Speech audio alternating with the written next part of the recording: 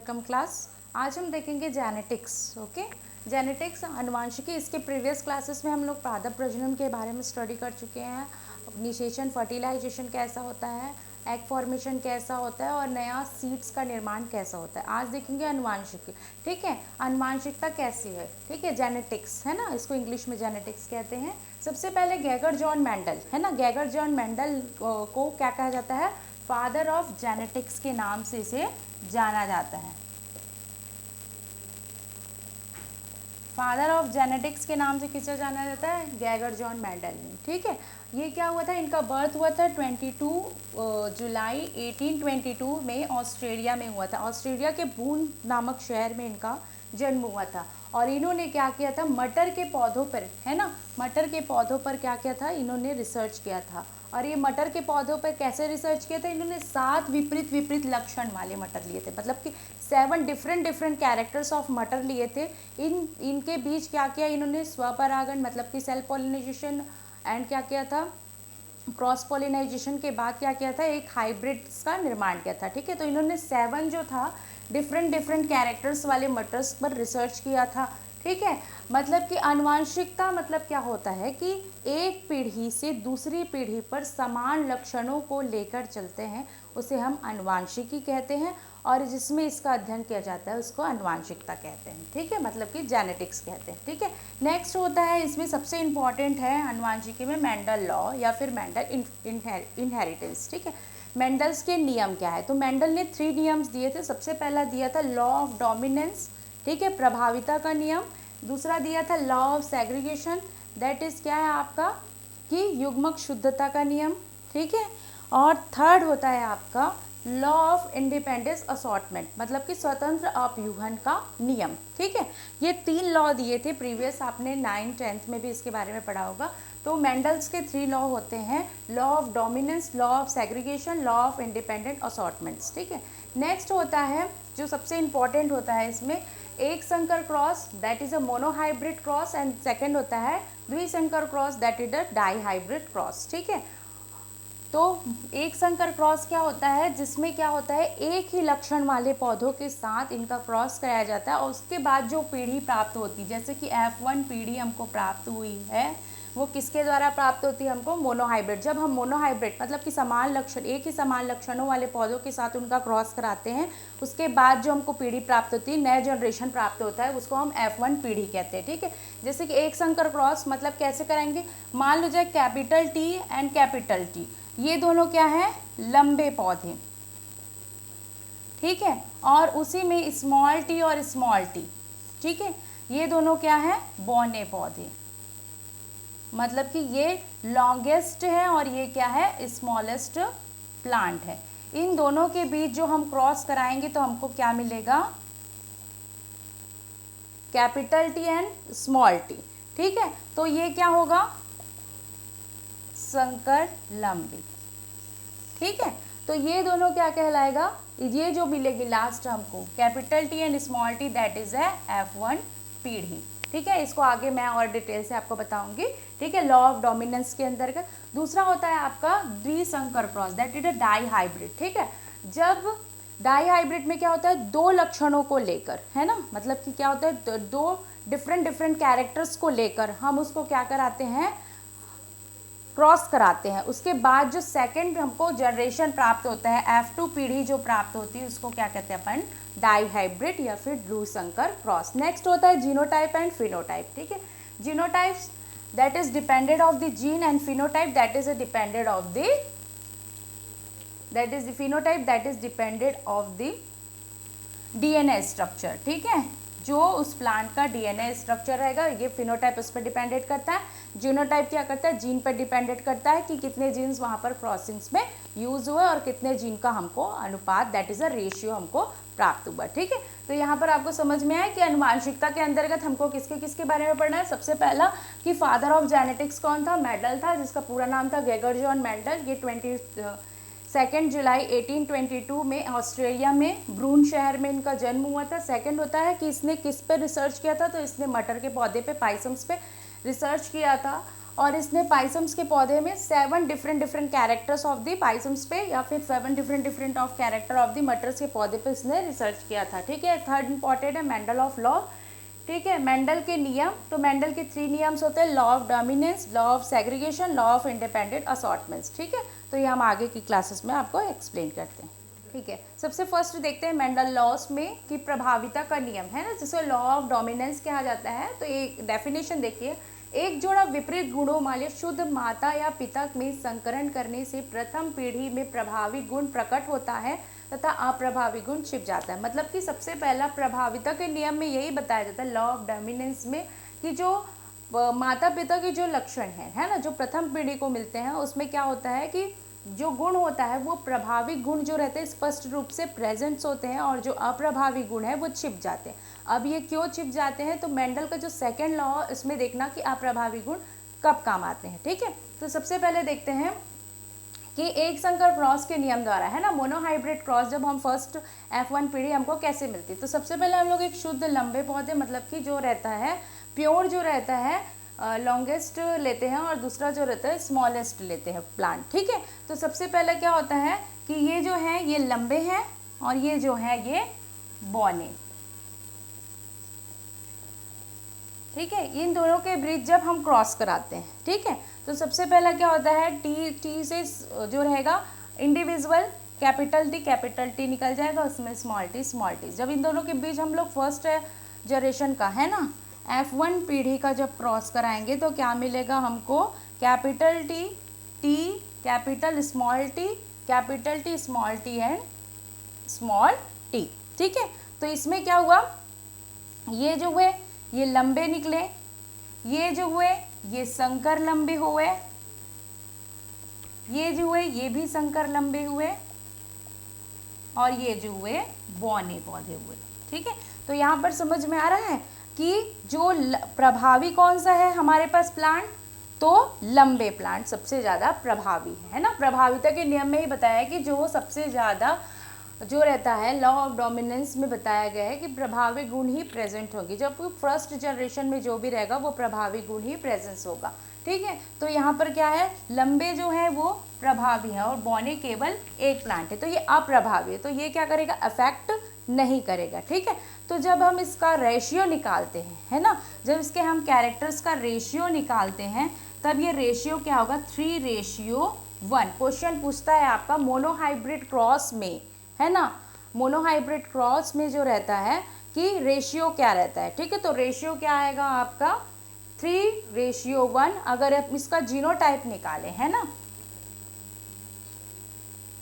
Genotype cross, है ना, genotype ratio अगर इसका हम निकालें तो कितना आएगा इसका रेशियो, देखिए यहाँ पर क्या है 1:2:1।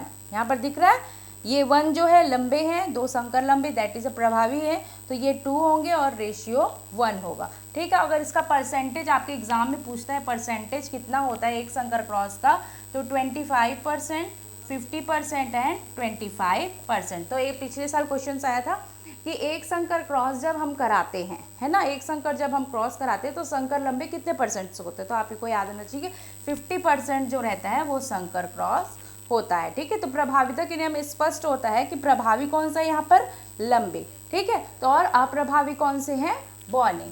ठीक है, यहाँ तक आपको समझ में आया। नेक्स्ट देखते हैं लॉ ऑफ सेग्रीगेशन। ठीक है, नेक्स्ट लॉ देखते हैं, सेकेंड लॉ जो था लॉ ऑफ सेग्रीगेशन मेंडल का। ठीक है, जिसको पृथक्करण का नियम भी कहते हैं। अब इसको लॉ ऑफ सेग्रीगेशन कैसे कहते हैं, सेग्रीगेशन मतलब कि क्या होता है कि अलग अलग डिविडेड हो जाना। ठीक है, तो इसमें क्या होता है, जो मेंडल का सेकंड लॉ है लॉ ऑफ सेग्रीगेशन, इसमें जो रहता है जितने भी क्रॉसिंग कराया जाता है ना, जितने भी प्लांट्स के साथ क्रॉसिंग कराया जाता है सबका डिफरेंट जो रहता है कैरेक्टर इसमें हमको दिखाई देता है। ठीक है, और इसके बाद जो रहता है जो लास्ट सब जब हम इसका क्रॉसिंग कंप्लीट कर लेते हैं तो हमको क्या मिलता है, F2 जनरेशन हमको प्राप्त होता है, मतलब F2 पीढ़ी हमको प्राप्त होती है। सबसे पहले जो लॉ ऑफ डोमिनेंस था उसमें हमको फर्स्ट जनरेशन प्राप्त हुआ था F1 की। अब जो रहता है जो सेकंड जो लॉ है लॉ ऑफ सेग्रीगेशन, इसमें हमको क्या मिलेगा, F2 जनरेशन। ठीक है, तो सबसे पहले देखते हैं क्या बता रहा है। जिन युग्मक के अवयव के निर्माण के समय एक दूसरे से पृथक हो जाते हैं, इसमें केवल एक ही जीन किसी एक युग्मक तक पहुंच जाता है। ठीक है, तो सबसे पहले जब मेंडल ने जो सेकेंड लॉ जो तैयार किया तो उसमें देखा कि उसने जो था प्लांट्स में वही लिए, ठीक है, उसने सेम लिए कैरेक्टर्स को। अब उसमें क्या किया, उसने उसमें क्रॉसिंग कराया है ना। जब उसमें हाइब्रिडेशन कराया तो क्या हुआ, उसको डिफरेंट डिफरेंट कैरेक्टर्स को मिले। ठीक है, तो कैसे मिले, तो और इसी कारण क्या कहा जाता है, और डिफरेंट डिफरेंट कैरेक्टर मिले, जिसमें क्या होता था हर एक कैरेक्टर का अपना एक विशेष जो रहता था कैरेक्टर रहता था। ठीक है, तो इसमें क्या रहता था, इसको हम क्या बोलते हैं, लॉ ऑफ प्योरिटी के नाम से, मतलब कि युग्मक शुद्धता का नियम भी इसको हम कहते हैं। लॉ ऑफ प्योरिटी या लॉ ऑफ सेग्रीगेशन किसे कहते हैं, तो कंफ्यूज नहीं होना। ठीक है, नेक्स्ट देखते हैं एग्जाम्पल। तो सबसे पहले इसने क्या लिया, कैपिटल आर मतलब कि गोल है ना, गोल जो रहते हैं सर्कुलेटेड जो रहे पौधा लिया। दूसरा जो लिया पीले पीले बीज वाले, जिसको हम लोग क्या करते हैं वाई से, कैपिटल वाई से। दूसरा जो रहता है झुर्रीदार प्लांट, जिसको हम स्मॉल आर से डेफिनेट करेंगे, और जो रहेगा यहरा, जिसको हम लोग क्या करेंगे स्मॉल वाई से। इनमें क्या किया, नर तथा मादा युग्मक है ना, इसमें क्या किया, जो उसने क्या किया, जो मेल और फीमेल दोनों गैमेट्स के बीच में क्या किया, मोनोहाइब्रिड क्रॉस कराया। तो सबसे पहले क्या मिलता है हमको, गोल और पीले के बीच कराया। तो सबसे पहले क्या होता है, कैपिटल आर और क्या होता है कैपिटल वाई। ठीक है, देन सेकंड क्या होता है, स्मॉल वाई और स्मॉल आर। तो ये क्या होगी, दोनों डिफ्रेंशिएटेड हो जाएंगे अलग अलग। अब इनके बीच में हम क्रॉसिंग कराएंगे तो क्या मिलेगा हमको, कैपिटल आर और क्या मिलेगा, स्मॉल कैपिटल वाई मिलेगा। ठीक है, ठीक है, कैपिटल आर और कैपिटल वाई के बीच जब हम क्रॉसिंग कराएंगे तो हमको क्या मिलेगा, कैपिटल आर और वाई। सेकंड जो होता है कि कैपिटल आर है ना, कैपिटल आर और स्मॉल आर के बीच जब क्रॉसिंग होगा तो क्या मिलेगा, कैपिटल आर और वाई। देन सेकंड होगा कैपिटल आर और स्मॉल आर के बीच जब क्रॉसिंग होगा तो क्या मिलेगा, कैपिटल वाई और स्मॉल आर। देन लास्ट होगा आपका स्मॉल वाई और स्मॉल आर के साथ जब हम इसका क्रॉसिंग कराएंगे तो हमको क्या मिलेगा, स्मॉल आर और वाई। ठीक है, तो इसमें आपको दिखाई दे रहा होगा तो कैपिटल आर और वाई ये क्या है, ये भी डिफरेंट है। कैपिटल आर और स्मॉल वाई ये भी डिफरेंट है। कैपिटल वाई और स्मॉल आर ये भी डिफरेंट है। और लास्ट आपका स्मॉल आर और स्मॉल वाई ये भी डिफरेंट है। तो ये सभी क्या है, पृथक पृथक है, मतलब कि कोई भी एक दूसरे से मिलता नहीं है। इसमें कैरेक्टर जो रहेंगे एक दूसरे के बिल्कुल नहीं मिलेंगे। ठीक है, और इसी कारण क्या होता है, इसमें हमको लास्ट में क्या मिलेगा, ये जो रहेगा हमारा F2 जनरेशन हमको इसमें प्राप्त होगा। ठीक है, तो इसके बाद जो था लास्ट जो था स्वतंत्र अपव्यूहन का नियम, लॉ ऑफ इंडिपेंडेंट असॉर्टमेंट्स में हम क्या देखेंगे, इसका जनरेशन का जब क्रॉस होगा तो हमको क्या मिलेगा, एक मेंडल की चार्ट्स मिलेगा जिसमें हम वो डिफ्रेंशिएटेड करेगा कि प्लांट्स में किस तरीके का संकर और उसके हिसाब से उसको कितने मिले। ठीक है, कैरेक्टर्स। तो ये जो है ये किस पे डिपेंड करता है, सबसे पहले फर्स्ट लेबर है ना, फर्स्ट जो लॉ है वो डिपेंडेंट करता है सेकेंड लॉ पे, सेकेंड जो लॉ है वो डिपेंडेंट करता है थर्ड पे। ठीक है, तो ये क्या है, सीरियल वाइजेस है। तो सबसे पहले जो देखे थे लॉ ऑफ डोमिनेंस में हम लोग ने क्या किया था, F1 जनरेशन प्राप्त किया था। सेकेंड जो है लॉ ऑफ सेग्रीगेशन, इसमें हमको क्या मिला है, सेकेंड F2 जनरेशन प्राप्त हुआ है। ठीक है, तो उसमें क्या किया था हमने, लंबे और बौने पौधों के बीच में क्रॉसिंग कराया था। इसमें क्या किया हमने 4 कैरेक्टर्स मतलब पृथक पृथक जो था वो अवयव के बीच में हम लोग ने क्या किया, क्रॉसिंग किया। तो हमको क्या मिला, कोई एक युग्मक। अब जो रहता है पौधे के अंदर कोई एक युग्मक ही पहुंच पाता है। अब ये चाहे वो कैपिटल आर कैपिटल वाई हो, चाहे कैपिटल आर या स्मॉल वाई हो, चाहे कैपिटल वाई या स्मॉल आर, या फिर स्मॉल आर और स्मॉल वाई, ये चारों में से कोई एक कैरेक्टर ही क्या करेगा, जीन युग्मक में प्रवेश करेगा। ठीक है, तो इसमें क्या होता है, इसको लॉ ऑफ प्योरिटी इसीलिए कहा जाता है क्योंकि सबका कैरेक्टर अपना डिफरेंट होता है। ठीक है, नेक्स्ट देखते हैं हम लॉ ऑफ इंडिपेंडेंट असॉर्टमेंट। इससे पहले हम लोगों ने देखा law of dominance, law of segregation, last है आपका लॉ ऑफ इंडिपेंडेंट असॉर्टमेंट। ठीक है, तो इससे पहले जो 2 लॉ थे है ना, मेंडल के जो 2 लॉ थे, प्रभाविता का नियम और दूसरा था पृथक्करण का नियम। इन दोनों में क्या होता है, एक संकर क्रॉस।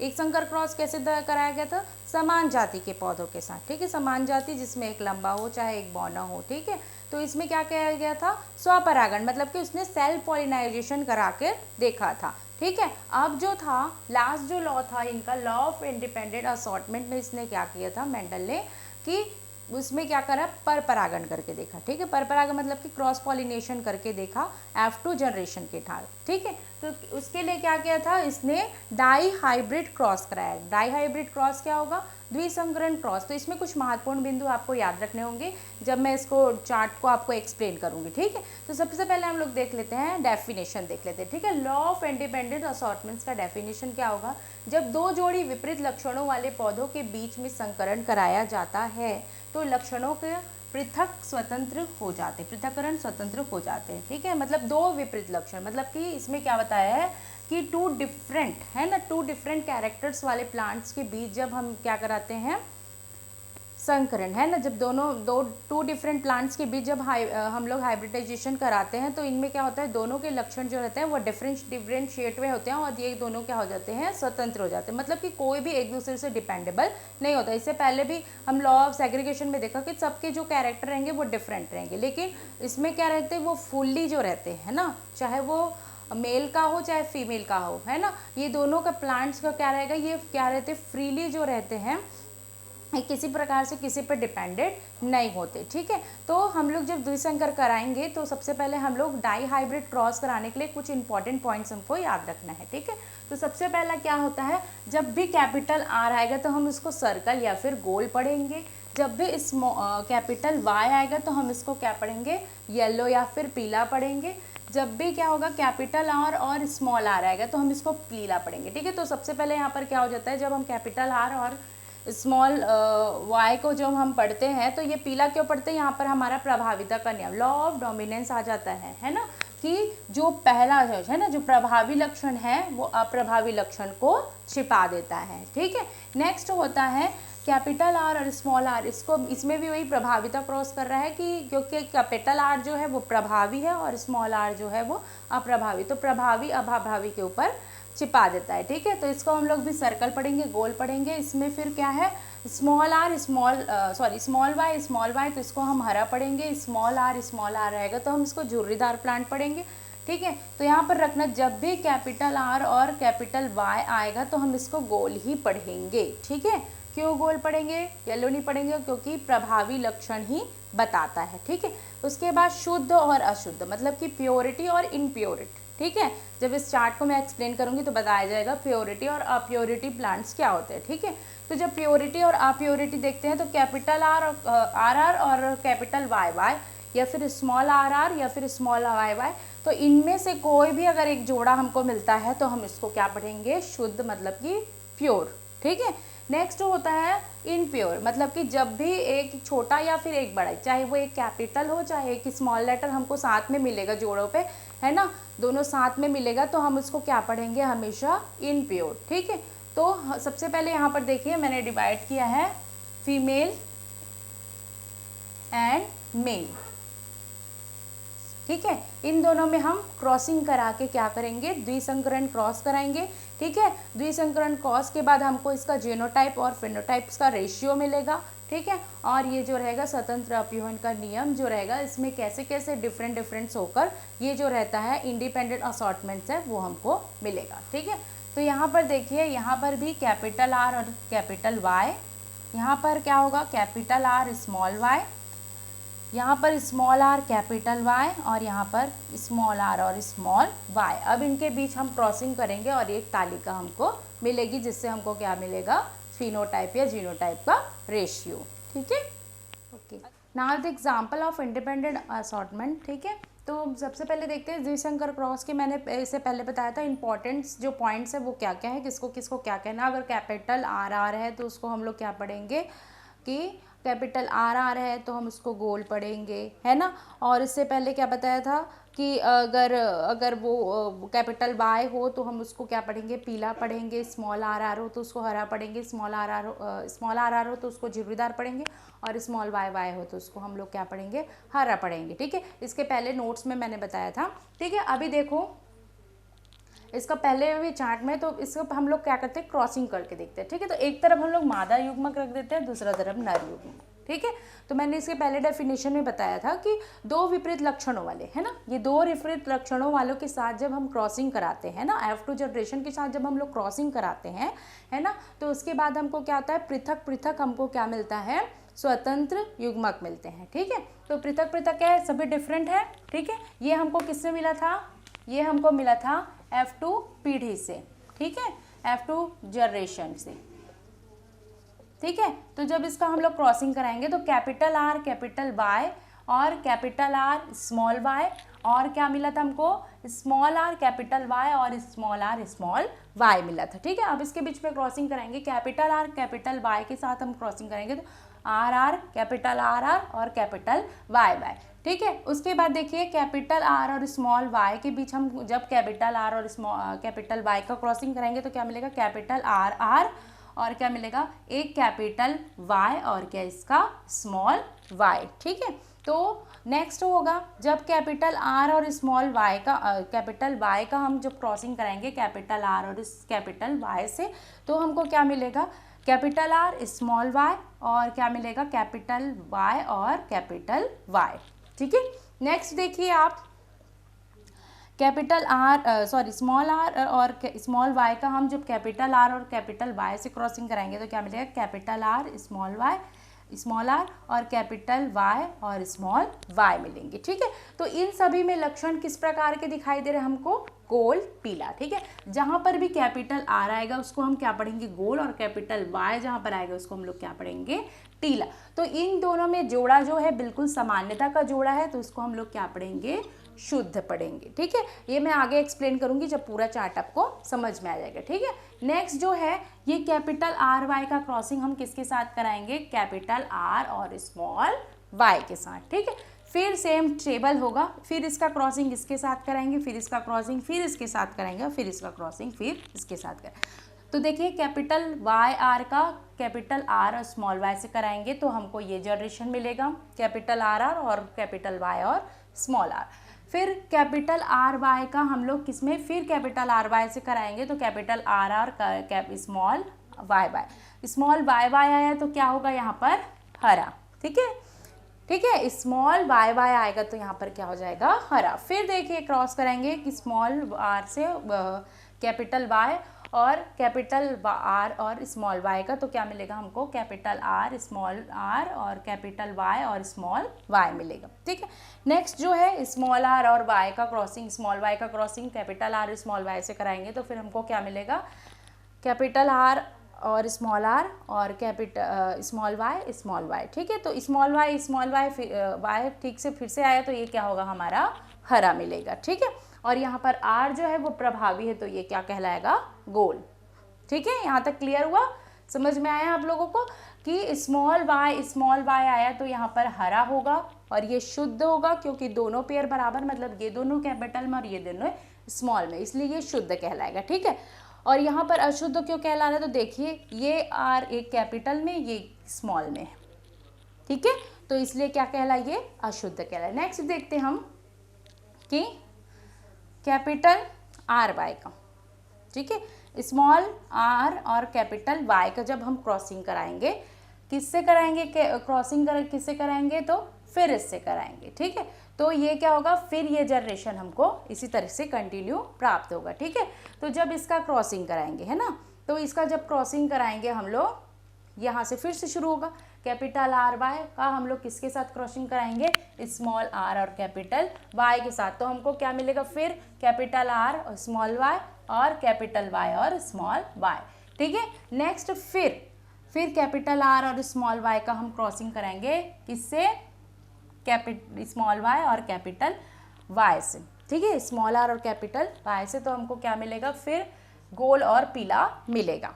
ठीक है, और ये क्या रहेंगे, अशुद्ध, क्योंकि दोनों पेयर ज्वाइंटिंग में, मतलब कि एक बड़ा और छोटा है, इस कारण ये क्या होंगे, हमारे अशुद्ध, मतलब इनप्योर रहेंगे। फिर इसका क्रॉसिंग हम कराएंगे स्मॉल आर और कैपिटल वाई का क्रॉसिंग स्मॉल आर और कैपिटल वाई से, तो हमको क्या मिलेगा, स्मॉल आर मिलेगा। स्मॉल आर क्या है, ये झुर्रीदार, हमने पहले बताया था कि स्मॉल आर जहाँ पर भी मिलेगा ये झुर्रीदार पौधे हैं। ठीक है, झुर्रीदार इसके बीज होंगे, और क्या होगा, ये प्लांट का जो कैपिटल वाई है तो इसके बीज कैसे होंगे, पीले। ठीक है, तो ये शुद्ध होगा क्योंकि दोनों की जोड़ी जो है सामान्य है। ठीक है, फिर इसका क्रॉसिंग है ना, स्मॉल आर और स्मॉल वाई का क्रॉसिंग हम स्मॉल वाई और कैपिटल वाई से कराएंगे तो क्या होगा, हमको स्मॉल आर आर मिलेगा, तो ये फिर झुर्रीदार होंगे, और वाई और स्मॉल वाई होगा, इस कारण ये पीला और अशुद्ध कहलाएगा। ठीक है, क्योंकि एक कैपिटल है और एक स्मॉल लेटर पे है। ठीक है, नेक्स्ट जो है स्मॉल वाई और स्मॉल आर का हम किसके साथ क्रॉसिंग करेंगे, कैपिटल आर और स्मॉल वाई के साथ। तो हमको क्या मिलेगा, कैपिटल आर और स्मॉल आर और कैपिटल वाई और स्मॉल वाई। तो ये क्या होगा, फिर से हमको गोल्ड व पीला मिलेगा, और ये क्या होंगे, अशुद्ध लक्षण होंगे। ठीक है, नेक्स्ट होगा कि कैपिटल आर और स्मॉल वाई का क्रॉसिंग हम स्मॉल आर और स्मॉल वाई से कराएंगे। तो क्या मिलेगा हमको, कैपिटल आर स्मॉल वाई, और यहाँ पर फिर हमको एक बार स्मॉल वाई वाई मिलेगा। तो ये क्या होगा, हरा। ठीक है, लेकिन ये क्या होगा, अशुद्ध, क्योंकि पेयरिंग इन पेयर है। ठीक है, नेक्स्ट फिर होगा हमारा क्रॉसिंग स्मॉल आर और कैपिटल वाई का स्मॉल आर और कैपिटल वाई से। तो हमको क्या मिलेगा, स्मॉल आर आर मिलेगा। तो ये कैसा प्लांट है, जुर्रीदार है।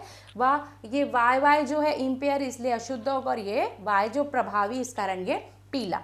ठीक है, तो फिर लास्ट जो देखते हैं हम लोग, ये क्या होता है, स्मॉल आर वाई का स्मॉल आर वाई से। तो हमको क्या मिलेगा, झुर्रीदार व हरे पौधे, और ये क्या रहेगा, शुद्ध रहेगा। ठीक है, तो अब इसका हम लोग फिनोटाइप कैसे निकालेंगे, है ना। तो फिनोटाइप जो है लक्षण अनुपात, मतलब कि कैरेक्टर के हिसाब से निकालेंगे। तो सबसे हम लोग क्या देखेंगे, गोल पीले कितने हैं, गोल हरे कितने हैं, पीले झुर्रीदार कितने हैं, और हरे झुर्रीदार कितने हैं। ठीक है, तो गोल पीले कितने हैं। ठीक है, तो सबसे पहले काउंट करते हैं, 1 2 3 4 5 6 7 8 9। ठीक है, तो क्या होगा इसका रेशियो, 9 रेशियो। अब देखते हैं गोल हरे कितने हैं। तो देखिए यहाँ पर 1 2 और 3, तो ये क्या हुआ, 9 रेशियो 3। उसके बाद देखिए पीला झुर्रीदार कितना है ना। तो पीला झुर्रीदार यहाँ पर देखिए 1 2 और 3, तो ये क्या हुआ, 3। अब लास्ट देखते हैं हम लोग हरे झुर्रीदार कितने। तो हरे झुर्रीदार कितना है, सिर्फ एक है, तो क्या होगा, 1। तो 9 रेशियो 3 रेशियो 3 रेशियो 1। ठीक है, द्विसंकर क्रॉस का फिनोटाइप क्या रहेगा, 9 रेशियो 3 रेशियो 3 रेशियो 1। अब जीनोटाइप इसका निकालेंगे, है ना। जीनोटाइप किसके द्वारा निकाला जाता है, देखो फिनोटाइप जो रहता है दो विपरीत लक्षणों को देख के निकालते हैं, और जीनोटाइप जो रहता है एक लक्षणों को देखकर निकालते हैं। तो ठीक है, क्या होगा, यहाँ पर कैपिटल आर आर और कैपिटल वाई वाई सिर्फ एक है, तो 1 रेशियो। अब 2 कैसे होगा, तो यहाँ पर देखिए सबको हम मिलाते जाएंगे, है ना। तो capital R R, capital Y और स्मॉल वाई। तो यहाँ पर देखिए capital R R, capital Y और स्मॉल, तो ये कितने हो गए, 2। फिर उसके बाद एक, है ना। तो इसके बाद कैसा एक है, तो इसमें क्या रहेगा, कैपिटल आर और स्मॉल आर और कैपिटल वाई वाई। ठीक है, तो ये क्या होगा, 1 होगा। फिर 2 देखिए, ठीक है, 2 कैसा होगा, कैपिटल आर और क्या होगा, स्मॉल आर और कैपिटल वाई और स्मॉल वाई। ठीक है, तो यहाँ पर दिखाई दे रहा है आप लोगों को। तो ये फिर 2, फिर उसके बाद 2। तो इसी तरीके से क्या होगा, फिनोटाइप का रेशियो क्या आएगा, जीनोटाइप का ratio 2 ratio 2 ratio 1 ratio 2 ratio 2 ratio 4 ratio 1 ratio 2 ratio 1। ठीक है, तो ये इसका जीनोटाइप का रेशियो है। ठीक है, आप लोगों के लिए असाइनमेंट है कि इसमें से आप देखकर, है ना, फिनोटाइप के रेशियो को काउंट करेंगे। ठीक है, ये बहुत इजी है, मैंने इसलिए इसको अलग अलग कलर कोऑर्डिनेशन कर दिया है जिससे आपको समझ में आ जाएगा। ठीक है, तो यहाँ तक आपका आनुवांशिकता जेनेटिक्स खत्म होता है। तो जेनेटिक्स के अंतर्गत हम लोग क्या देखें, सबसे पहला इसका डेफिनेशन देखें कि एक पीढ़ी से दूसरी पीढ़ी पर समान लक्षणों को लेकर वंशानुगति जो होती है उसको हम लोग जेनेटिक्स कहते हैं। सिंपल लैंग्वेज में, 1 generation to transfer to another generation in same characters, it is also called to the genetics. ठीक है, फादर ऑफ जेनेटिक्स किसको कहते हैं, गेगर जॉन मेंडल को कहते हैं। इन्होंने कब 22 जुलाई 1822 में इनका बर्थ हुआ था, बोर्न हुआ था, और ये ऑस्ट्रेलिया में हुए थे। और इन्होंने कब किया था इसका, 1864 में जो था, इसमें मेंडल्स लॉ किए थे। ठीक है, मेंडल्स लॉ में हम क्या देखते हैं, 3 law, law of dominance, law of segregation और लॉ ऑफ इंडिपेंडेंट असॉर्टमेंट। ठीक है, तो इसको मैंने तीनों को एग्जांपल्स के थ्रू बताया। एक संकर क्रॉस का होता है, सिर्फ एक लक्षण वाले सजात पौधों के बीच कराया जाता है, और सेल्फ पोलिनाइजेशन प्रोसेस के द्वारा मेंडल्स ने देखा था। सेकंड जो होता है, इसमें हमको F1 पीढ़ी बात होती है। सेकंड जो होता है जो द्विसंकर cross, that is a dihybrid cross. Dihybrid cross में क्या होता है कि F2 जनरेशन का हम क्रॉसिंग कराते हैं, जिसके द्वारा हमको क्या मिलता है, F2 जनरेशन के थ्रू हमको क्या मिलता है, different different characters of the plants मिलता है, जो कि 7 जो मेंडल के जो 7 जो डिफरेंट डिफरेंट मटर के पौधे पे रिसर्चिंग था, जैसे कि फूलों के आकार पे, फलों के आकार पे, है ना, रंगों पे, है ना, उसकी आकृति पे तथा उसकी विभिन्नता पे तथा उनके रिसर्च पे जो 7 कैरेक्टर्स है उसके हिसाब से ये डिफरेंशिएशन होता है। ठीक है, तो यहाँ तक आपको समझ में आया। तो अगर क्वेश्चन आता है एक संकर क्रॉस का रेशियो कितना है, तो एक संकर क्रॉस का रेशियो 3:1 है।